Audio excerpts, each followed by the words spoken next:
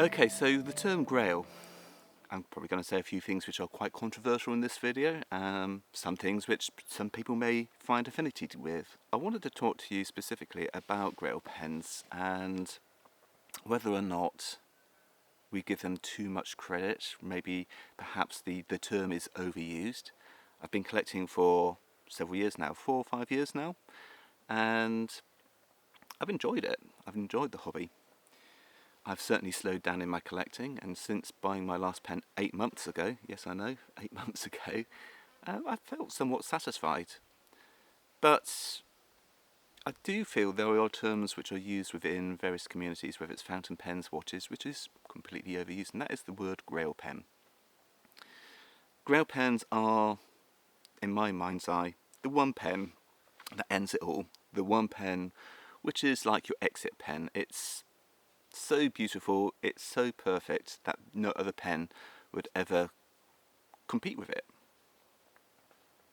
But does that pen actually truly exist? Well, I've bought pens for some time now, and no, in my mind's eye it doesn't exist. You know, I've commissioned custom Nakaya pieces and they're absolutely gorgeous, but I'm always wanting more, and I think it is in some ways a sickness, a disease in some ways. That constant need to spend money on something just to give us fulfillment, rather than perhaps enjoying the actual items which we have. I realise that might sound a little bit ironic being a fountain pen reviewer, but it's something which I feel is so important, and partly the reason why I've come out into the woods today is I want to find harmony with my collecting, and in some ways I have. Having said that, there are pens which are upcoming which I really would like to get. But like a friend of mine in America once said, the best way to cure this is just leave a pen in the basket or whatever you're collecting and leave it there to percolate for a month or so. Come back to it later on and then see, does it still speak to you? Does it still whisper in your ear, buy me? And quite often it doesn't.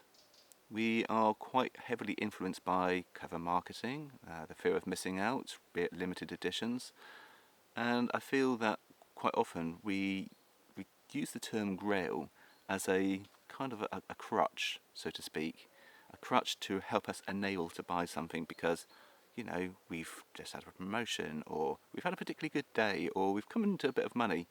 Do we need to buy the next pen? Absolutely not. Now, of course, I'm not telling you what to do with your money. I'm not telling you stop buying fountain pens, because no, that would be bad for the community and it would be bad for business as well. But I would actually implore people to think a little bit more carefully before buying in the future.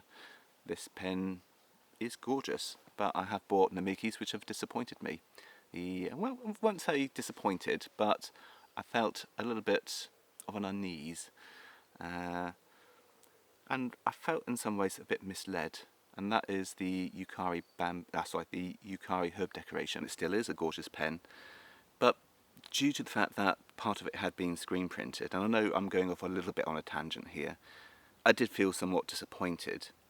And suddenly that Grail pen, which I'd purchased, it hadn't satisfied me.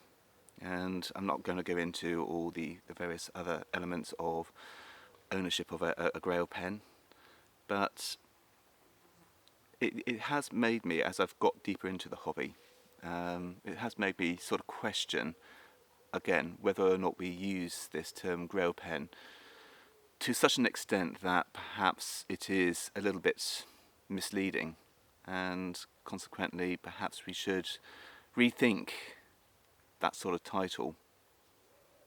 Anyway, those were some sort of thoughts about this, and I hope you've enjoyed today's video. Please do leave some comments in the section below. Let me know what you think about the term Grail. Am I going off piste? Is there some truth to what I'm saying? Do let me know.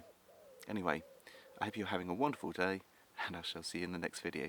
Till then, stay safe and goodbye for now.